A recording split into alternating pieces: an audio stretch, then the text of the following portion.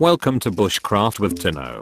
Today's video is going to be on survival fruits. All of these can be found in Zimbabwe, and if you ever want to go on a camp, I think you should know which fruits you can forage. Some of you might be familiar with some of these fruits. If you have other fruits which you know about, please list them in the comments below. If you can provide a picture of what they look like, please do so.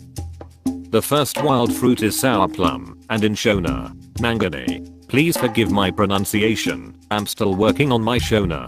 The fruit is slightly smaller. They start from a green color to orange, and when ripe they turn red. Its leaves are hairless and green. Don't be deceived by the color, they are not as sweet as they look, hence sour plum. Next time you want to get your girlfriend a present, get her these.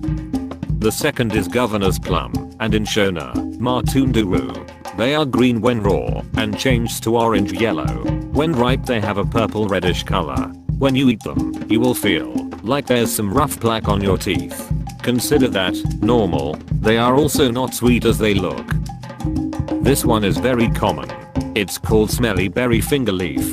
In Shona we call it hooper or tsapu. It's green at first and then turns black when ripe.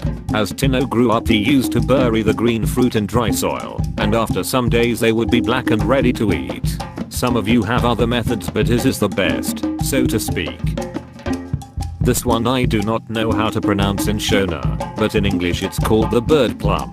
Some call it the African sweet. They are green at first, and then turn to brown yellow. They are really small, and they have a sweet taste. When eating them, do not swallow the seed.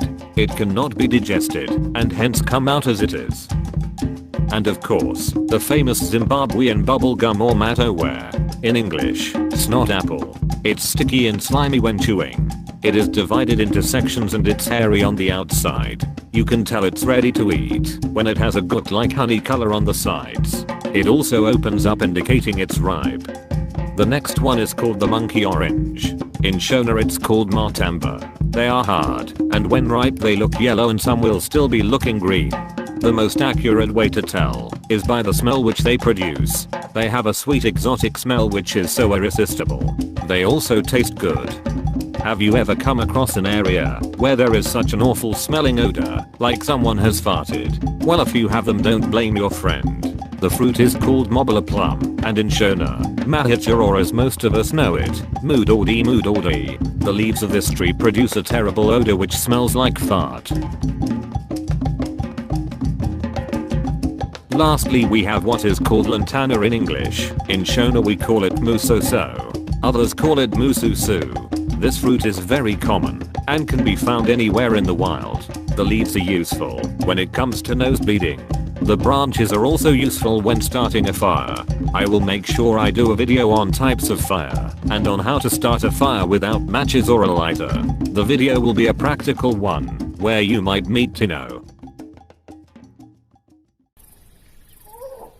Now that you know some of the wild Zimbabwean fruits, please subscribe to our channel and like our video. If you wish to join us on a camp, hike, or an event, then text, app or call us at country code 263, area code 777 701 415. This is Young Explorer Zim.